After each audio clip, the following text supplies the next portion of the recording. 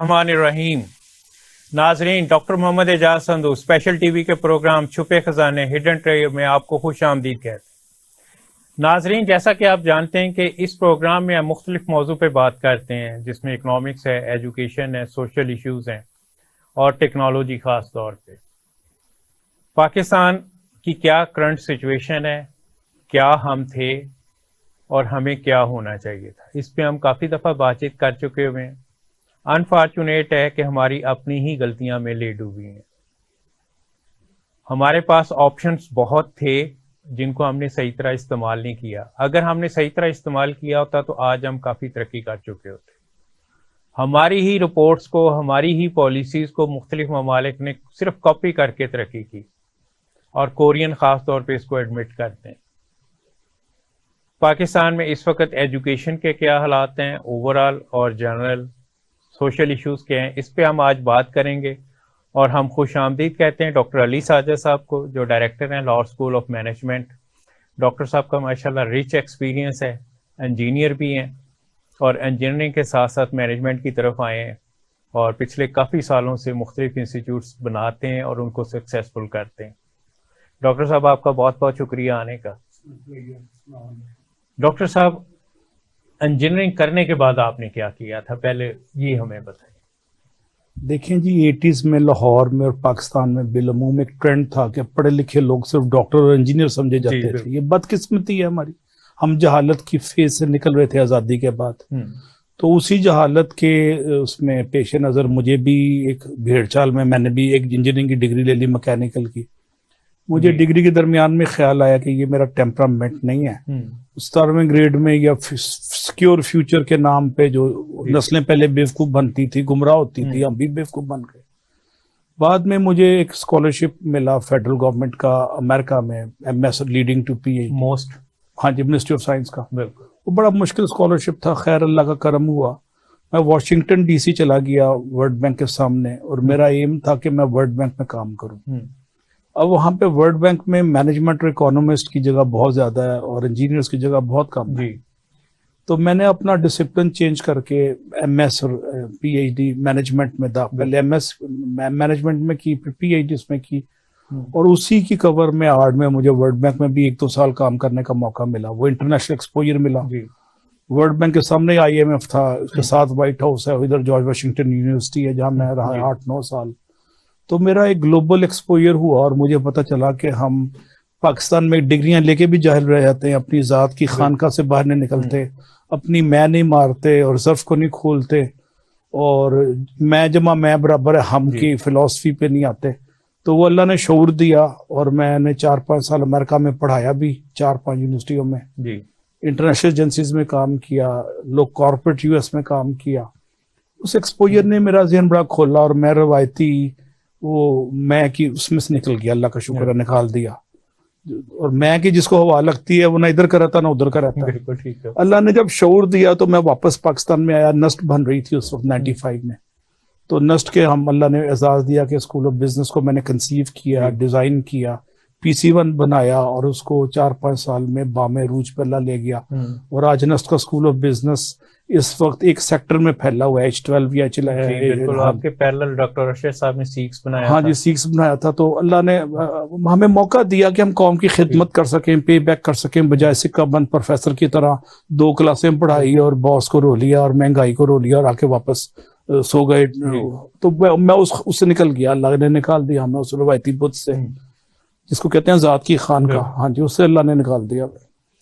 और उसके बाद आपका एक और कामयाब सफर रहा लाहौर UET का, university of engineering and technology में, IBIT आपने। हाँ जी, मुझे वाइस चांसलर सब तशरीफ लाए, जनरल अकरम मेरे पास इस्लामाबाद। उन्होंने कहा जी तुम आके स्कूल ऑफ बिजनेस स्टार्ट करो। उस वक्त तक नस्ट का स्कूल ऑफ बिजनेस का शोरा पाकिस्तान में फैल चुका था, और इस्लामाबाद में एक प्राइवेट यूनिवर्सिटी है केस, उसका भी स्कूल ऑफ इंजीनियरिंग मैनेजमेंट मैंने स्टार्ट किया।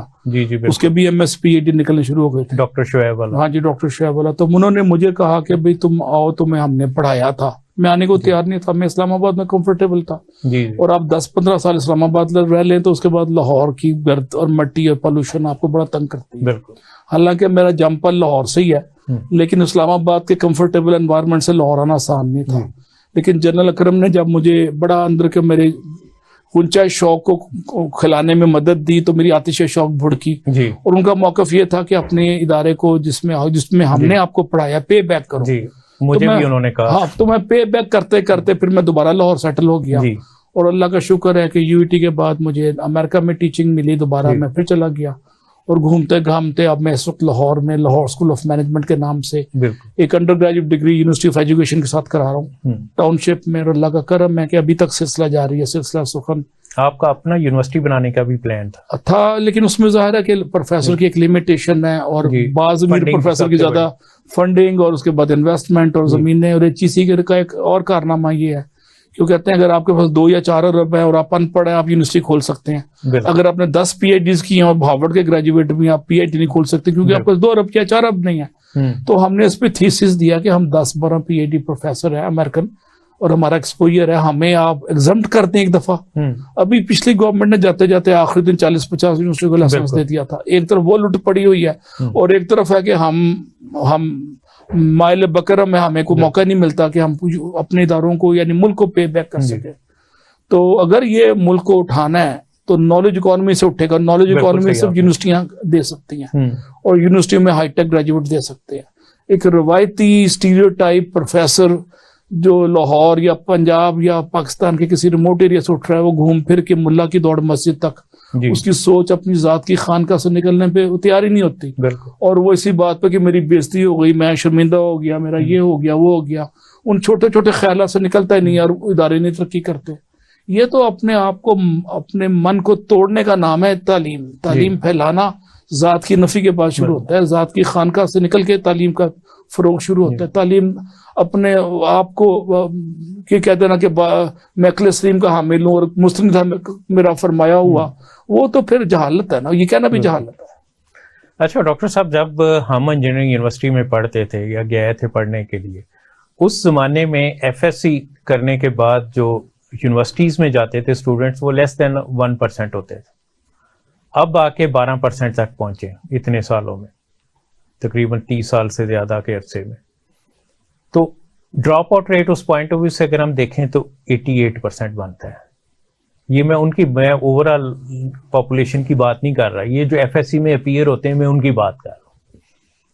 तो 88% जो ड्रॉप आउट रेट है, इसको हमें स्किल की तरफ नहीं लेके जाना चाहिए? बड़ा अच्छा सवाल है। मैं तो इतनी बागियाना सोच मेरी हो गई है पिछले 6 महीनों में मुल्क के मफाद में, खुदा ना खास्ता कोई बागियाना ख्यालत वैसे नहीं, कि मुल्क को बचाने का मेरे नजदीक एक ही तरीका है कि हर एज पे हर डिग्री वाले बंदे को अप टू 45 आप सिर्फ कंप्यूटर स्किल दें, बिल्कुल उसके ब्रश अप करें और उसको इंटरनेशनल थोड़ा बहुत एक्सपोजर दे और इंटरनेशनल प्लेटफॉर्म पे जिसे आप फ्रीलांसिंग कहते हैं उसका एक्सपोजर दे।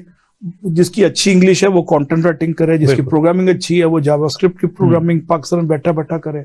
इस वक्त 23 लाख जॉब अगले साल, न्यूयॉर्क पोस्ट की खबर है कि 23 लाख जॉब सिर्फ IT सिक्योरिटी में निकल रही हैं। बिल्कुल, आपने साइबर सिक्योरिटी में। अब साइबर सिक्योरिटी के 23 लाख में से हम 5-6 लाख भी तैयार करते हैं, वो बच्चे बच्चियां लाहौर बैठे बैठे, पेशावर बैठे बैठे, कोयटा बैठे बैठे वो जॉब कर रहे हैं।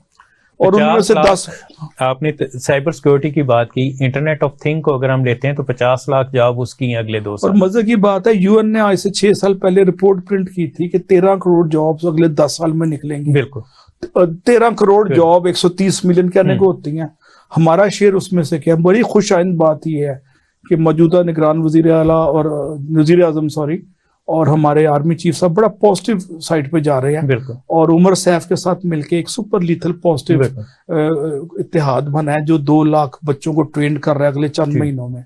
मेरा तो ख्याल है कि 2 करोड़ बच्चों को ट्रेन करेंगे तो गुर्बत खत्म हो जाएगी। हमारा डॉलर 110 पे 190 पे बल्कि 80-90 पे आ जाएगा अफगानिस्तान उसकी तरह, अफगानिस्तान या बांग्लादेश की तरह, अगर हम IT में एंटर हो जाते हैं सही तौर पे। टोटली पूरा करना, कार्बाइड नहीं डालना। बिल्कुल सही। इसमें इंटरेस्टिंग जो चीज मैं आपके साथ शेयर करूं कि मैं जब लाहौर चैम्बर में डायरेक्टर था तो उस वक्त काफी रिसर्च की थी, उसके बाद से इस चीज पे करता रहा। 2007 में हमारे पास फॉरेन रेमिटेंसेस $1 बिलियन थी और जो FDI थी, फॉरेन डायरेक्ट इन्वेस्टमेंट, वो $7 बिलियन थी। और उसके बाद वेरी नेक्स्ट ईयर 2008 में जो FDI थी वो ड्रॉप होकर $1.5 बिलियन होगी और रेमिटेंसेस $2 बिलियन होगी। उससे नेक्स्ट ईयर फर्दर ड्रॉप होके एफडीआई जो है वो $500 बिलियन पे होगी और रेमिटेंसेस $4 बिलियन पे चलेगी। लास्ट ईयर जो हमारी रेमिटेंसेस रही हैं वो $31 बिलियन थी। ये 33 बिलियन तक गई है पीक पे। हाँ जी। तो उसके बाद वो 33 पे हुई। अब आप ये देखें 2007 में 1 बिलियन से हम जंप करके 33 बिलियन पे आ गए। एक्सपोर्ट को जब हम देखते हैं तो वो हमारी वही अराउंड 25 बिलियन ही, वो भी मैं ये कहता हूं कि डॉलर में रेट चेंज होता है, उस वजह से हमें बेनिफिट हो जाता है। अदरवाइज जो क्वांटिटी वाइज हम कहें तो वो हर साल कम होती जा रही एक्सपोर्ट। तो अगर हम ये स्किल देके, आईटी की खास तौर पे स्किल देके अगर हम दुनिया भर में अपनी यूथ को फैलाएं तो मेरा ख्याल 2 से 3 साल में हम $100 बिलियन क्रॉस कर सकते हैं। मैं आपको एक अजीब सी अच्छी बात सुनाऊं, हमें पॉजिटिव बातें करनी चाहिए। हर कोई मायूसी की बातें कर रहा है और मैं बड़ा खुश हूं कि डॉलर आज 15-20 रुपए गिरा पिछले 2-3 दिनों में। इसका क्रेडिट भी वो गवर्नमेंट को जाता है बिला, तो इसमें कोई शक नहीं है। लेकिन मैं जो गुजारिश करने लगा हूं कि भाई पिछले महीने में वियतनाम था, मैंने 4 दिन एक सरकारी government of Japan funded project पे गया हुआ था। अब वियतनाम ने कोई 35-40 साल जंगें लड़ी हैं जी, बिल्कुल। और वो भी इसी तरह फ्रांस की कॉलोनी थी जिसमें ब्रिटिश कॉलोनी, उनका भी गवर्नर जनरल था, उनकी भी आजादी की जंगें 1873-72 के पास थी, हम 1857 में। और वो फ्रांस की कॉलोनी रहे, फिर जापान की कॉलोनी रहे, और उसके बाद कोई 30-40 साल यूके और यूएसए की लाइट फोर्सेस ने, फ्रांस ने मिलके इनको मारा। और 86 में इन्होंने थोड़ा सा सांस लिया और अपनी पॉलिसी लिबरलाइज की। और अभी मैं गया था जब पिछले महीने, तो वियतनाम की मुझे एक बकारी नजर नहीं आया। बिल्कुल। और उसके अंदर जो वियतनाम का हेनोई है वो न्यूयॉर्क की तरह बुलंदोबांग बिल्डिंग्स थी उसमें, और लाहौर के बराबर उसकी भी लाइफ 1000 साल है और हमारी लाइफ भी 1000 साल है। लेकिन उनकी क्वालिटी ऑफ लाइफ, उनका इंफ्रास्ट्रक्चर, उनकी ओवरऑल स्टैंडर्ड ऑफ लिविंग इतना इंप्रूव हो गया। $300 बिलियन की एक्सपोर्ट है उनकी, बिल्कुल, आपने जंगों के बगैर। यानी उन्होंने इतनी जंगें लड़ी और हम जंग के बगैर, हमारी एक्सपोर्ट कितनी है 25।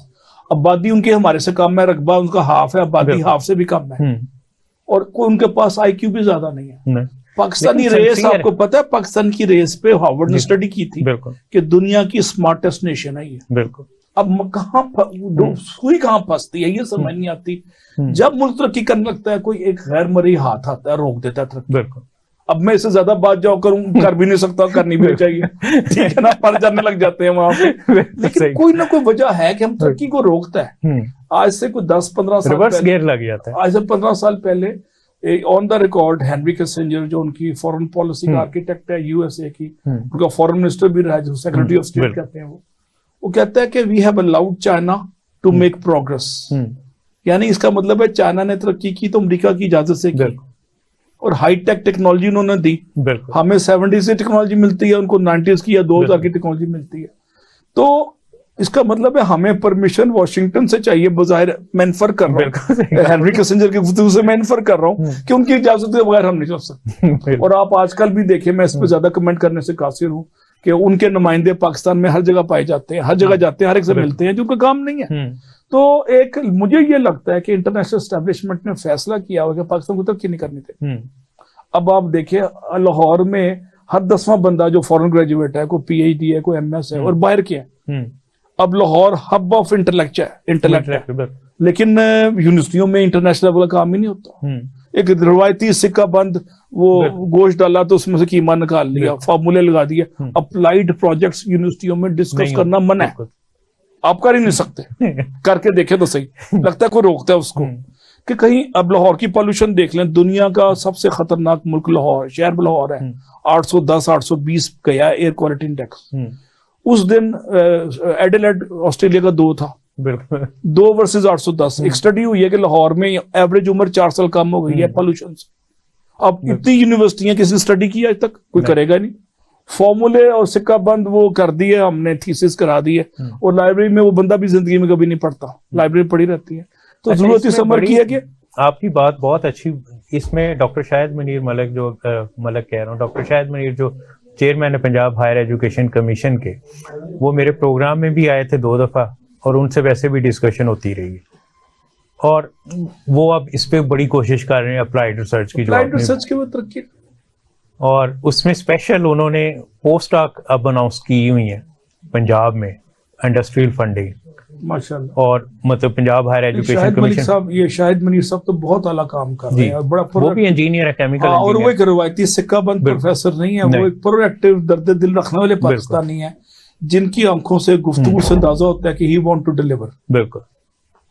और एक साल में वो काफी चेंजेस लेके हाँ जी, बहुत तेजी से लेके वो सोसाइटी के सोशल फैब्रिक को भी एड्रेस कर रहे हैं जो इग्नोर्ड है। इसी तरह हमारी डिस्कशन हुई साल पहले उनके चेयरमैन बनने के बाद कि पाकिस्तान में बाहर से स्टूडेंट आने चाहिए यूनिवर्सिटी में पढ़ने से, और उस पर भी वो काफी उन्होंने काम किया। 70s में पंजाब यूनिवर्सिटी और यूईटी में 1 से 2 हॉस्टल होते थे फॉरेनर्स के होटल, और आज हमारे पास एक बंदा अब सिर्फ सिवाय इथोपिया और सोमालिया के हमारे पास को आने को तैयार नहीं। इवन ईरान अफगानिस्तान के बड़े ग्रेजुएट होते थे हमारे पास, पढ़ते थे हमारे साथ, वो भी नहीं आते। अफ्रीकन बहुत होते थे, अरब कंट्री से। कराची में खासतौर पे कराची यूनिवर्सिटी उस वक्त नंबर 1 थी इस पॉइंट ऑफ व्यू से, और मोहम्मद अली हमारे सिंगर जो मोहम्मद अली शेखी ईरानी थे, उसमें कोई शक नहीं। तो काफी सारे लोग बाहर से आके पढ़ते थे, और 70s में हमारा एजुकेशन सिस्टम भी बहुत अच्छा था। मैं इसमें गुजारिश करूं कि तालीम के शोबे में एक क्वालिटेटिव रिफॉर्म्स की जरूरत है, क्वांटिटेटिव नहीं। क्वांटिटेटिव है टीचर स्टूडेंट रेशो हो गई जी, इंफ्रास्ट्रक्चर हो गया, लैब हो गई, पीसी हो गई, ओएचईसी का ज्यादा फोकस उसी पे रहता है। ओएचईसी की सुई वहां फंसी होती है। अब सेकंड वेव ऑफ रिफॉर्म्स जो ओवरड्यू हैं 22 साल के बाद, वो है कि सेकंड वेव ऑफ रिफॉर्म्स में क्वालिटेटिव चेंज क्या है, क्वालिटी ऑफ सर्विस क्या है, इंटेलेक्चुअल स्टिमुलेशन बच्चे की कैसे आ रही है, रिसर्च का रवायती पैरामीटर इम्पैक्ट फैक्टर से निकाल के सोसाइटी वैल्यूएशन करता है। गवर्नेंस पे आए, गवर्नेंस की सबसे बड़ा, पाकिस्तान गवर्नेंस के कहत का शिकार है इस वक्त सफोकेशन गवर्नेंस के पैटर्न पे। और गवर्नेंस में कई फैक्टर है, मसलन cost of governance, speed of governance, pattern of governance, technology का और टेक्नोलॉजिकल इनोवेशन इन गवर्नेंस। अब आप देखें कि आज भी 1852 की तरह पंजाब सिविल सेक्रेटेरिएट में फाइल आती है, फाइल जाती है, मोटे मोटे प्लंदे रस्से बांधे होते हैं उन्होंने। 1852 से अभी तक आप ई गवर्नेंस पे आए नहीं। 1990-93 के आसपास महातीर ई गवर्नेंस पे आ चुका था, और कहां से कहां ले गया मलेशिया को। तो हमने मलेशिया के मॉडल को पकड़ने कुछ और नहीं। तो मलेशिया 70s में पाकिस्तान से नीचे था, आज सेकंड वर्ल्ड से फर्स्ट वर्ल्ड में जंप करने को तैयार हुआ है। लाइक व सिंगापुर को देख लें, उन्होंने नॉलेज इकोनॉमी को उन्होंने 2 यूनिवर्सिटियां अच्छी बना दी, वधिया किस्म की, और दुनिया पे छा गए। मैंने पिछले प्राइम मिनिस्टर साहब को, जनाब शहबाज शरीफ साहब को एक दफा शुक्रिया किया कि आपने पंजाब में बड़ी यूनिवर्सिटियां खोल दी है, जहाज में मेरे साथ बैठे हुए थे। लेकिन एक यूनिवर्सिटी आप हार्वर्ड लेवल की या उस लेवल की खोल दे, येल लेवल की, तो 50 से 100 बिलियन डॉलर वहां का नॉलेज का जो ग्रेजुएट है ना, वो अपने नॉलेज से 100 बिलियन डॉलर कमा देगा पाकिस्तान को। तो आपने किसी भी यूनिवर्सिटी को, सिलिकॉन वैली, स्टैनफोर्ड, हाँ जी, स्टैनफोर्ड को देख लें आप, सिलिकॉन वैली को देख लें। अब जब ये सिलिकॉन वैली के अंदर ये 3-4 प्रोफेसर 60s में बैठे थे कि आओ थिंकिंग मशीन बनाएं, थिंकिंग मशीन बनाते बनाते उन्होंने ये कंप्यूटर इजाद कर लिया 30-40 सालों में, इस बामे रूज पे चले गए।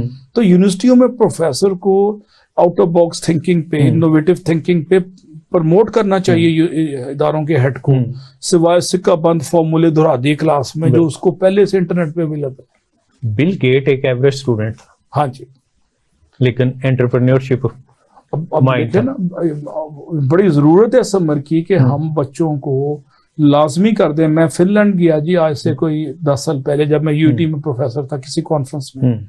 उन्होंने कहा कि हम सिर्फ बीबीए में 2 साल पढ़ाते हैं, 1.5 से 2 साल, बाकी 2 से 2.5 साल यूनिवर्सिटी में उनको कमरे दे देते हैं और इंक्यूबेशन सेंटर खोल दिए हैं। उन्होंने उसका नाम बिजनेस पार्क रखा हुआ था। जब तक बच्चा 1 मिलियन यूरो कमाएगा नहीं, उसको हम डिग्री नहीं देंगे।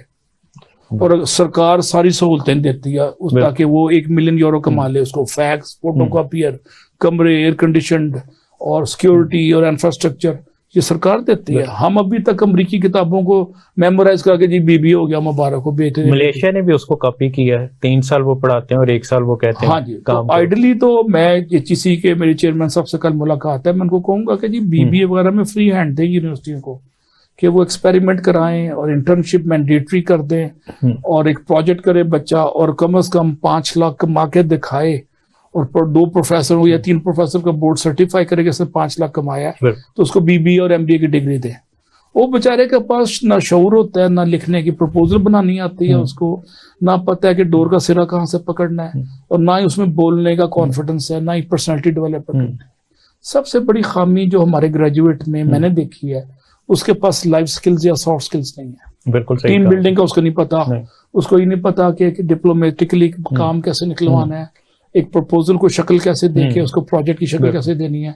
ये वो स्किल यूनिवर्सिटियां देती नहीं है। हमारी सरकारी यूनिवर्सिटियों को 1850 वाला लेवल है कि जी बस आपने फॉर्मूले पढ़ाने हैं, उसको लीडरशिप नहीं देनी, रटाने हैं, पढ़ाने भी नहीं, रटाने हैं, और जो टिक कर दिया उसने वही है बस।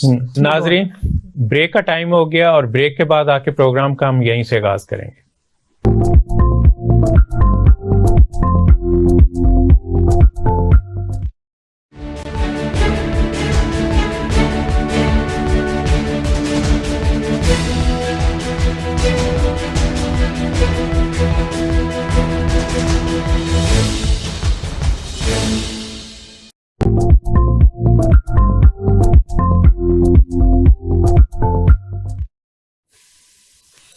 वेलकम बैक जी। डॉक्टर साहब, हमारी डिस्कशन हो रही थी कि अप्लाइड साइड पे हमें जो है ना ज़्यादा फोकस करना चाहिए और हमें जो है ना थ्योरेटिकल मॉडल जो है ना उनसे बाहर निकलना चाहिए, तो तब हम एजुकेशन सिस्टम में बेहतर हो सकते हैं।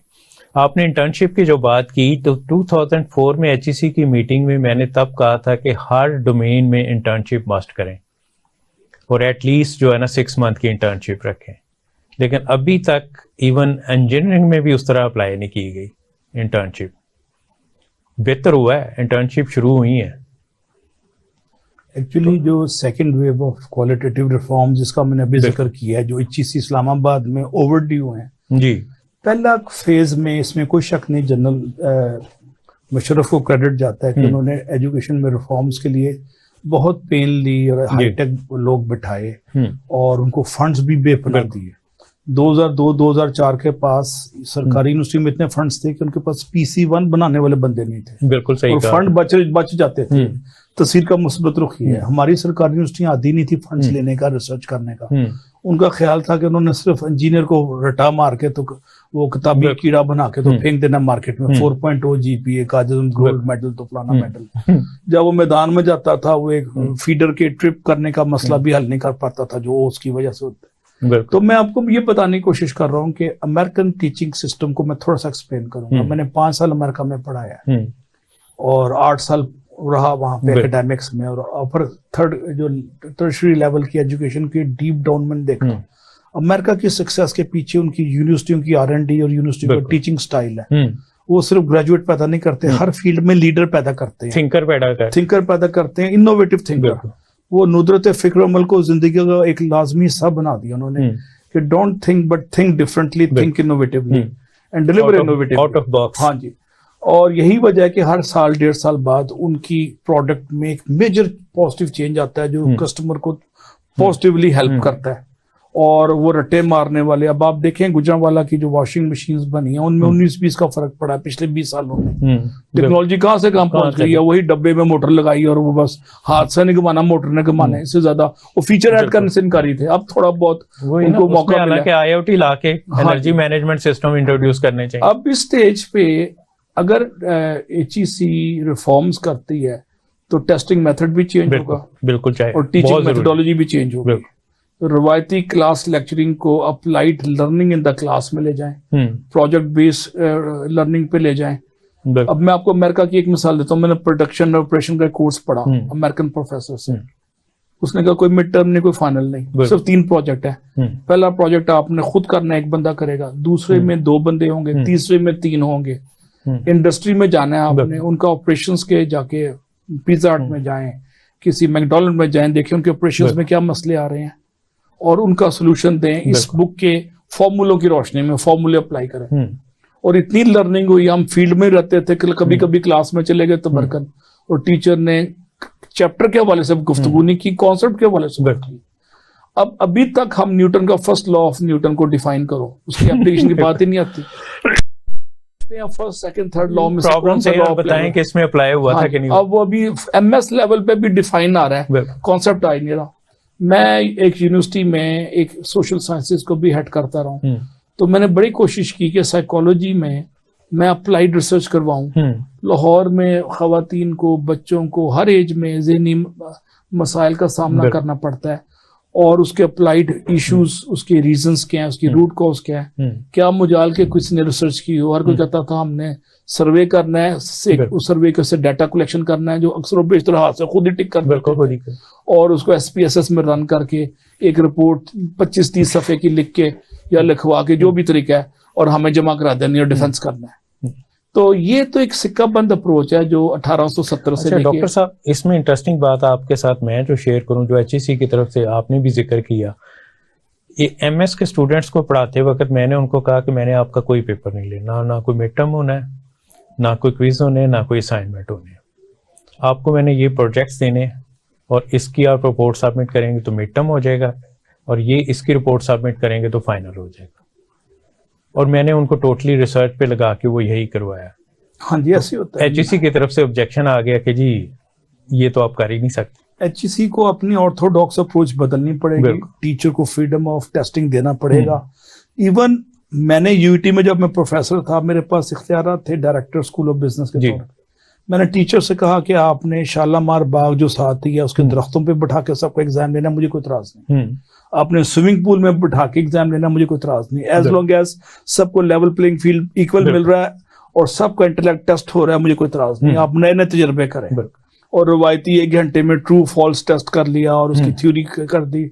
मैंने कहा ये रवायती, इसमें बच्चा मेमोराइज करता है, कॉन्सेप्ट्स में ग्रैब करता है, और इंडस्ट्री को कॉन्सेप्ट्स की जरूरत है जब उनके मसले पर। हाँ जी, तो ये बड़ा जरूरी है। लम्स ने कुछ तजर्बे किए केस स्टडीज के, पहले उन्होंने अमेरिका की केस स्टडीज ली और फिर आहिस्ता आहिस्ता पाकिस्तान में केस स्टडी का एक बैंक डेवलप किया। अब वो बैंक भी वक्त के साथ शायद इतना इम्प्रूव नहीं हुआ, तो वो लोगों के उनके जवाबात भी शायद पता चल गए हों। तो ये बड़ा जरूरी है कि वक्त के साथ साथ आप नॉक करते रहें, टेस्टिंग को प्रोजेक्ट बेस कर दें। मैंने तो पाकिस्तान में 26 साल से 99% open book open notes exam दिए, और सर्टिफिकेट में मैंने कहा जी आप इंटरनेट कंसल्ट करें। और मेरे एग्जाम बाद सूरतों में 12-12 घंटे गए हैं कि शाम 6 बजे शुरू हुआ तो रात 2 बजे खत्म हुआ। मैंने कहा ठीक है आप करें। और इंटरनेट, वो कहते हैं हमने जितना लर्निंग फाइनल एग्जाम में लिया 8 घंटे में, हमने 8 महीने में नहीं सीखा। तो लर्निंग को मैक्सिमाइज करना ऑब्जेक्टिव है, ना कि मेमोरी का टेस्ट करके ग्रेड देना मकसद तो नहीं है ना। तो ये अमेरिकन ने एजुकेशन को बड़ा रियलिस्टिक बना दिया और टीचर को एम्पावर कर दिया कि वो आपने आंसर शीट से आंसर शीट नहीं मिलानी, नंबर से नंबर नहीं मिलाना, मक्खी से मक्खी नहीं मिलानी, और रवायती डेफिनेशन टेस्ट नहीं करनी, और कहा जी ओपन बुक एग्जाम आपको कॉन्सेप्ट दे देते हैं। मुझे याद है जब मैं अमेरिका में पढ़ाता था तो प्रेसिडेंट बिल क्लिंटन ने अपना इनकम टैक्स फाइल किया, 1996 या 92 की बात है। तो वॉशिंगटन पोस्ट में उसका 4 सफ़े का इनकम टैक्स का वो आया, गोशवारे जिसे आप कहते हैं। तो मैं एक कोर्स पढ़ा रहा था इंडियन इकोनॉमी का, उसमें इनकम टैक्स का चैप्टर था। तो मैंने इनको कहा जी लाइब्रेरी चले जाएं और इनकम टैक्स जो प्रेसिडेंट ने फाइल किया ना उसमें से देखें जो कौन कौन सी छूट उसने ली है और कौन सी गलत है। जो गलत है उसको चैलेंज करे, आप उसको जस्टिफाई करें। अब जहन खोलने का तरीका था, जहन खुलते हैं उससे, एप्लीकेशन समझ आती है, अच्छा इसकी एप्लीकेशन यहाँ पे है और क्यों नहीं है और क्यों है। अब जवाब जो टीचर का बेसिकली काम है 4 से 5 जज्बों की तश्कील। पहला जज्बा तजस्सुस देना स्टूडेंट को, ये क्यों हुआ। दूसरा है जज्बा तहय्युर देना कि कैसे हो गया। अब सदियों से सेब इंसान के सिर पे गिर रहे थे, जब जज्बा तहय्युर उसमें आया आपके न्यूटन में, तो जज्बा तहय्युर ने बता दिया अच्छा ये ऊपर क्यों नहीं गया, नीचे क्यों आया, तो लॉ ऑफ ग्रेविटी याद हो गया। अब जज्बा तहय्युर से दुनिया में चेंज आता है, जज्बा तजस्सुस से चेंज आता है। ये दुनिया कैसे बनी। हाँ जी। अब तीसरी का प्रोसीजर कैसे है। तीसरी चीज है जज्बा तहकीक, तजस्सुस तहय्युर तहकीक। बिल्कुल। और तीसरी चीज है आप में जज्बा तहरीर की, जो आपने सोचा है देखा है उसको डॉक्यूमेंट करें, जिसका नाम है रिसर्च पेपर। तो जज्बा तहरीर और जज्बा तहकीक और जज्बा तहय्युर और जज्बा तजस्सुस जब कौमों में आता है तो कौमें उठने लग जाती। अब अल बैरूनी और ये जो बड़े बड़े मुस्लिम साइंटिस्ट थे ये डॉक्यूमेंट करते थे अपनी हर चीज। जाबिर बिन हयान की कल डेट ऑफ बर्थ थी, जिसने 2 से 3 एसिड इजाद किए थे। इमाम जाफर सादिक का वो शागिर्द भी था, और उसने सोने को डिसॉल्व करने के लिए भी एक उसने आबे सुल्तानी एक्वारी उसने बाकायदा तख्लीक किया था। तो ये तहकीक का उनसर, तख्लीक का उनसर, और 5वां जज्बा तख्लीक कि तख्लीक आपने कुछ ना कुछ जनरेट करना है। उनकी मेंटल क्यूरियोसिटी को या उनकी इंटेलेक्चुअल क्यूरियोसिटी को नॉक करने का नाम टीचिंग है। टीचिंग मेमोराइज करने पे डंडा लेके मजबूर करने का नाम टीचिंग नहीं है। तो तख्लीक, तजस्सुस, तहय्युर और तहकीक के चारों जज्बों को कैटलिस्टिक वे में उठाना और उसको बामे रूज पे जब आप ले जाते हैं तो लोकल मसले हल हो जाते हैं। लाहौर में पोल्यूशन का मसला क्यों नहीं हल हो रहा? इसलिए नहीं होगा, कभी तहकीक हुई नहीं इस पे, कभी तजस्सुस नहीं होगा। लाहौर बागों का शहर था 1920 में। लोग जो बीमार होते थे लाहौर में आते थे, बागों के शहर में सेहतमंद होते थे। अब लाहौर में आओ तो 4 साल उम्र कम हो जाती है। तो 100 साल में जो फर्क हुआ, तो तहकीक किसने करनी है? इसका जज्बा तहय्युर कौन बेदार करेगा? टीचर करेगा ना। टीचर इंटेलेक्चुअली स्टिमुलेट नहीं करता तो टीचर नहीं है। बिल्कुल सही। वो सिर्फ एक करिंदा सरकार का जो खड़ा होके ड्रावा देता है कि मैं तुम्हारे ग्रेड खराब कर दूंगा, बस। वो तो फिर एसएचओ हो गया। तो एसएचओ प्रोफेसर में बड़ा फर्क है। प्रोफेसर माइंड को नॉक करके सोसाइटल नीड्स को आइडेंटिफाई करता है, उसको एड्रेस करता है और सोल्यूशन देता है और बच्चों से सोल्यूशन मंगवाता है। पूरे वेस्ट के मसले यूनिवर्सिटियों में हल होते हैं, इंडस्ट्री के, पोल्यूशन के, ट्रैफिक के। अब यूटी में इतना बड़ा ट्रैफिक इंजीनियरिंग डिपार्टमेंट है, क्या मुजाल के लाहौर में हर 7 सेकंड के बाद एक मोटरसाइकिल गिरती है। बिल्कुल। तो क्यों मसले अब ट्रैफिक के हल नहीं हो रहे? क्यों कंजेस्शन हल नहीं हो रही? पीक आवर्स पे पार्किंग के मसले क्यों नहीं हल हो रहे? पूरी दुनिया ने 200 साल पहले सोल्यूशन दे दिए थे, हम उसी को कॉपी कर लें, कुछ और ना करें। इसमें बड़ी इंटरेस्टिंग बात मैं आपके साथ शेयर करता हूँ। मैं जब लाहौर वापस आया 2002 में, तो मैं ट्रैफिक इंजीनियरिंग ब्यूरो गया और मैंने उनको कहा कि जी मैं माल रोड का अपने स्टूडेंट को मैं प्रोजेक्ट दे देता हूँ और माल रोड पूरी जो है ना आपकी उसके सिग्नल सिंक्रोनाइज हो जाएंगे। और 2003 के स्टार्ट में वो मैंने इम्प्लीमेंट करके भी दिखाया। बाद में मैंने कहा कि जी और कभी कभार वो सिंक्रोनाइज होते हैं। अब वो कहते हैं कि जी वो जो प्रोटोकॉल है ना, वो जब लगता है तो वो ऑफ कर देते हैं, तो वो रीसेट पे चला जाता है। असल में दौरे गुलामी की बाकियात में से जो सबसे बड़ी लानत हमारे पास रह गई है वो प्रोटोकॉल। इसने रुपए खर्च होते हैं साल के, और इसने हमें ज़हनी गुलाम अभी तक बनाया हुआ है। हम उस वक्त आजाद होंगे जब प्रोटोकॉल की लानत से आजाद होंगे। अब मैं अपने प्रोग्राम में बात मुख्तलिफ में की है। मैं कहा कि मैं यूरोप रहा हूँ, आप अमेरिका रहे हैं, हमने वहां कभी प्रोटोकॉल नहीं देखा था। मैं व्हाइट हाउस के सामने 8 साल रहा हूँ और आज तक मैंने सड़क ब्लॉक नहीं देखी प्रेसिडेंट ऑफ यूएसए के लिए। वो हेलीकॉप्टर भी नहीं आता, सड़क से जाता और कोई ट्रैफिक जैम नहीं होती थी। अभी आप देखें लाहौर में बड़ा कॉमन है कि वो ट्रैफिक जैम कर देते हैं, साइड पे कर देते हैं, बादशाह सलामत की सवारी गुजरनी है। ये तो मुगलों के जमाने का रिवाज था कि बादशाह का हाथी गुजरना, अकबर आजम का, और कोई देखेगा अपनी सबसे झुका लेंगे। अब ये तो गुलामी के दौर की बाकी आता है, इनको खत्म कर देना चाहिए। मुझे उम्मीद है निगरान हुकूमत इस पे कुछ सोचेगी, लेकिन उनको भी चस्का लगने लग जाता है। 100 गाड़ियों में जब हूटर देती गाड़ियां जाती हैं, उनकी मैं बढ़ जाती है और वो मैं ड्रामा सारा मैं का ही है। जिसको मैं की आवाज लगी मन इधर का भी नहीं रहता, उधर का भी नहीं रहता। वही अर्बन रुपया भी जाया होता है और प्रॉब्लम भी आता है। ना खुदा ही मिला ना मिसाल सन वाली बात है। मैं अस्करी टेंट से जब सुबह आता हूँ तो उस वक्त भी एक प्रोटोकॉल लगा होता है और वो कोर कमांडर साहब का प्रोटोकॉल, इस पर ज्यादा बात ना करें। हाँ और पूरी बंद हो जाती मार्केट। तो किसी भी जगह पे हमें तहफुजात हो सकते हैं कि आप सरकार के मुलाजमों को और जो बादशाहों को या वजीरों को इस तरह ट्रीट ना करें कि वो बाकियों को मक्खियां और कीड़े और मकोड़े और कॉकरोच समझ के रौंदते हुए गुजर जाए। वो दौर खत्म हो गया। वो जो इकबाल कहता है वो दौर गया कि साकी छुप के पीते थे पीने वाले। पिछले दिनों कमिश्नर लाहौर शेखुपुरा गए थे 30 गाड़ियों का प्रोटोकॉल लेके। इंशाल्लाह एक वक्त आएगा जब शऊर की बेदारी पे इनको खुद ही शर्म आनी शुरू हो जाएगी। एक वक्त वो आएगा, इनमें भी कोई मसूद खद्दरपोश पैदा हो जाएगा। आपको पता है 1960s में लाहौर का डीसी मसूद खद्दरपोश था। वो अंदर दफ्तर में नहीं बैठता था, खुली कचहरी लगाता था बाहर बरगद के दरख्त नीचे और लोगों के मसले हल करता था। तो हमें एक नहीं कई हजार मसूद टांगे तब चलते थे। हाँ जी, और टांगे चलते हुए भी लाहौर पूरा साफ सुथरा था। उसने भी वो एक सिस्टम इंट्रोड्यूस कर दिया था, हर टांगा उसके बगैर चल नहीं सकता था।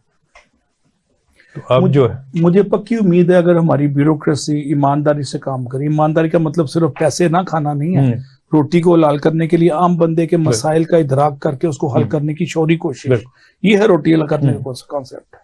अच्छा, आपने ये जो बात कर दी है महंगाई से लिंक ऑटोमेटिकली करती है। हाँ जी, कि जितनी गवर्नमेंट की मशीनरी है वो अगर सही रिसोर्सेज मैनेज करे, चीजों को मैनेज करे, तो महंगाई नहीं हो सकती। हाँ जी, ओवर प्राइसिंग कम हो जाती है। ओवर प्राइसिंग कम हो जाती है। और ये 60s 70s में लाहौर में यही एक लाहौर आइडियल सिटी इसलिए था उस जमाने में रिलेटिव टर्म्स 1999 से 2001 में भी एक कमिश्नर आए थे, उन्होंने भी इम्प्लीमेंट करके दिखाया था। अच्छा, क्या नाम था उनके कमिश्नर का? शायद नजम साहब। अच्छा, देखिए ना, अच्छे बंदे हिस्ट्री में अमर हो जाते हैं। अब शायद नजम साहब को गए हुए 25 साल हो गए हैं और 60 साल हो गए हैं। मसूद खदरपोश डीसी लाहौर को गए हुए, आज भी लोग उनका इज्जत से और एहतराम से नाम याद करते हैं, क्योंकि उन्होंने इंसाफ पसंदी की, गरीब परवरी की, इंसान दोस्ती की, खुदा खौफी की। ये 4 फैक्टर्स ब्यूरोक्रेसी में आ जाएं तो वली बन जाता है, वो वली बन जाता है, वो फिर आम इंसान में रहता है, क्योंकि उनके पास इख्तियार है। हम तो सब गुफ्तार के गाजी हैं, वो तो फिर अपने किरदार से साबित कर सकते हैं। वो मैंने उनसे एक दिन पूछा, मैंने कहा कि जी आपने उस वक्त मैनेज कैसे किया क्या था? वो कहते हैं मैंने सिर्फ सप्लाई चेन को मैनेज किया था। मैंने देखा आलू की शॉर्टेज हो रही है, तो मैंने देखा कि कहाँ कहाँ इस वक्त आलू अवेलेबल है, तो वहां के कमिश्नर को मैंने कहा फौरन भेजो। ये पेन लेनी थी ना, एक्स्ट्रा पेन ली तो एक्स्ट्रा अल्लाह ताला की बरकत दे। अल्लाह की बरकत मैंने प्राइस 2 साल में वाकई उन दिनों प्राइस नहीं बढ़ी थी। अल्लाह की बरकत उस वक्त होती है जब उसकी इंसानों की मदद के लिए आप शौरी कोशिश करें और beyond the call of the duty जाए, तो तब अल्लाह की बरकत और रहमत शुरू हो जाती है और आपका नाम हिस्ट्री में अमर हो जाता है, याते जावदा मिल जाती है, इसमें कोई शक नहीं है। आज इंटीरियर सेक्रेटरी साहब की डेथ हुई है रात। इस बड़े अच्छे इंसान थे, बहुत अच्छे। मैं पर्सनली उनको जानता हूँ और 2000 में वो एसी कैंट थे, जब शायद नजम साहब कमिश्नर थे। लोग इंसान थे, इसमें कोई शक नहीं है। अल्लाह उनको खरीके रहमत करे। बिल्कुल। और पंजाब से पढ़ाते भी रहे IAS में। बिल्कुल। आज मुझे वाइस चांसलर का अमेरिका से ईमेल आया है कि जी मेरे पास IAS में पढ़ाते थे, गवर्नमेंट कॉलेज के भी स्टूडेंट रहे थे। हाँ जी, तो नासरा जबी साहब का खास मुझे मैसेज आया उनका कि वो बड़े अच्छे टीचर। मैं उनको क्योंकि पर्सनली भी जानता हूँ, उनको जब भी बुलाया वो आए और उन्होंने वाकई बहुत एजुकेशन में मेरी जो मैं कंक्लूडिंग रिमार्क्स में यही देना चाहूंगा कि गवर्नमेंट को अगर मुल्क को उठाना है तो 2 यूनिवर्सिटियां बनानी पड़ेंगी हार्वर्ड लेवल की। बिल्कुल। एक IT पे सिर्फ कंप्यूटर पे फोकस करे और दूसरा इमर्जिंग टेक्नोलॉजीज में। ITU बनी तो थी इसी पर्पस ITU बनी है, उसका स्कोप बड़ा लिमिटेड है, फंड्स कम है और एक फ्लोर पे 4 कमरों में तो यूनिवर्सिटी नहीं होती। उनको चाहिए, उनको 500 कनाल दे दें लाहौर से बाहर। डॉक्टर सरफराज जो VC रहे वापस चले गए अमेरिका, और उनको लाइफ टाइम गारंटी दे, ब्यूरोक्रेटिक हर्डल से आजाद कर दे, उनको ऑटोनॉमी दे। आपने सबसे अच्छी बात, ब्यूरोक्रेटिक हर्डल में पंजाब सिविल सेक्रेटेरिएट का एक additional secretary vice chancellor control कर रहा था। ये बदकिस्मती है, उसके पास ऑटोनॉमी नहीं है। इवन सेक्शन ऑफिसर मुझे पंजाब यूनिवर्सिटी के डॉक्टर मुजाहिद कामरान ने कहा कि जो अभी पंजाब यूनिवर्सिटी को समटाइम्स एक फैक्स आती थी सेक्शन ऑफिसर की और डिक्टेशन आ जाती थी, तो अब ये जमाना खत्म हो गया। वाइस चांसलर को रिजल्ट ओरिएंटेड दे, उनके KPIs बनाते हैं, उसे कहें आपने ये KPIs डिलीवर किया तो आपको 2 साल बाद हम पक्का करेंगे वरना फारग। उसके सिर पर तलवार लटकी रहे, वो गाड़ी के हुटर बजा के वो भी चस करने लग जाते हैं, VC वो भी कमिश्नर बन जाते हैं और वही उनके सरिया आ जाता है।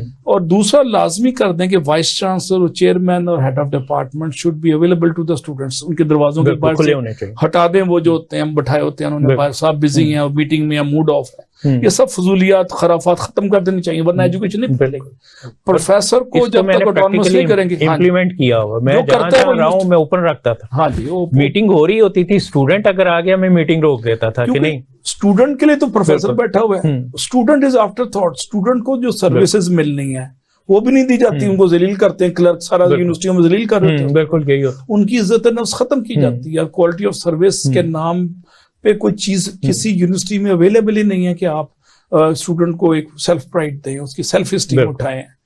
और मैं समझता हूं कि स्टूडेंट में लीडरशिप पैदा करना, लीडरशिप खवास पैदा करना वाइस चांसलर का काम है मिनिमम। अगर वाइस चांसलर ऐसे माहौल की तश्कील के लिए कोशिश नहीं कर रहा कि स्टूडेंट में सेल्फ कॉन्फिडेंस बढ़ रहा है, उसकी इज्जत नफ्स में इजाफा हो रहा है, उसकी सहूलतें मोबाइल पे मिल रही हैं बजाय वो 10 चक्कर लगाए, तो वो फिर VC नहीं है, वो महज अपने वो एक दरबारियों के हजूम में एक छुपा हुआ शख्स है जो अपनी जात की तारीफें करवा रहा है और स्माइलें दे रहा है, बस वो टी ब्रेक्स कर रहा है और गप्पे मार रहा है या साजिशें कर रहा है, फलाने को डीन को उड़ा दो तो उसको उड़ा दो।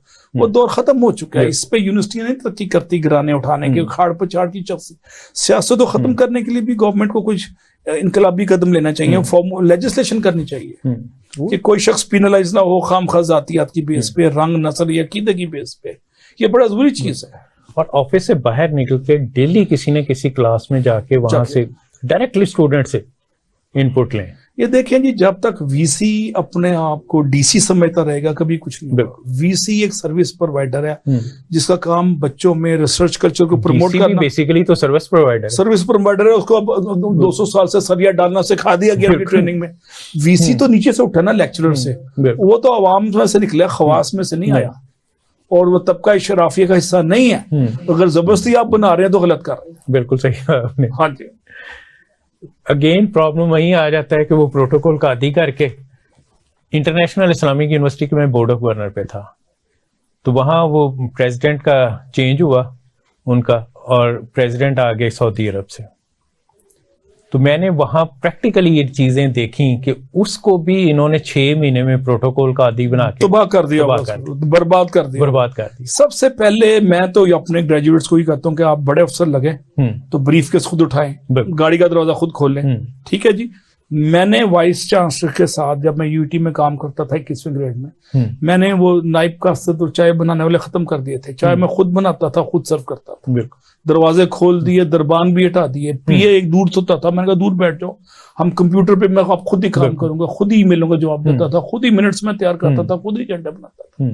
तो आपको उस माहौल की तश्कील और आबियारी के लिए कोशिश करनी पड़ेगी जहां स्टूडेंट की सेल्फ रिस्पेक्ट बढ़ानी है, उसको सेल्फ कॉन्फिडेंस देना है, और प्रोटोकॉल की वाहियात से उसको बचाना है। बिल्कुल सही। अगर हर प्रोफेसर और हर वाइस चांसलर हाथ से काम करेगा और दरवाजा खोलने वाले 2 बंदे भागे दरवाजा तब्दीली ऑटोमेटिकली आ रही है। तो तब्दीली वो बच्चों की तरबियत होती है। यूनिवर्सिटी से बढ़ के तरबियत का कोई है ही नहीं है।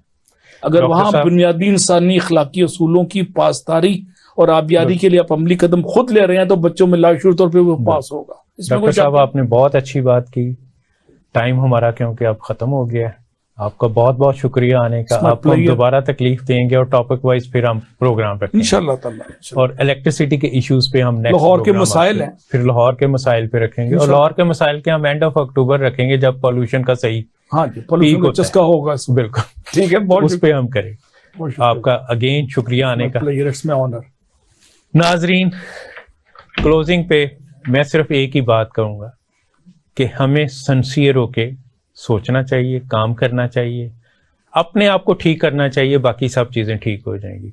इसके साथ अपने मेजबान डॉक्टर मोहम्मद एजाज संधू को इजाजत दीजिए। अल्लाह हाफिज।